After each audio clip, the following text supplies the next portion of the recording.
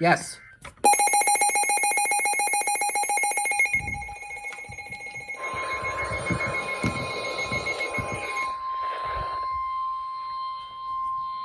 The National Weather Service in Raleigh has issued a severe thunderstorm warning for southern Vance County in central North Carolina, southeastern Granville County in central North Carolina, northern Wake County in central North Carolina, southeastern Durham County in central North Carolina, Franklin County in central North Carolina, until 4:30 p.m. Eastern Daylight Time. At 3:43 p.m. Eastern Daylight Time, a severe thunderstorm was located near Cary, moving northeast at 50 miles per hour. Hazard, 60 miles per hour wind gusts and quarter-size hail. Source, radar indicated. Impact, hail damage to vehicles is expected.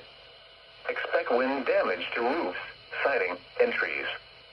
Locations impacted include Raleigh, Cary, Henderson, Creedmoor, Lewisburg, Wake Forest, Franklinton, Kittrell, RDU International, and Morrisville.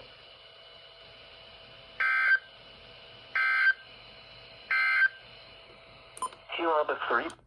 I didn't turn my HH on in time.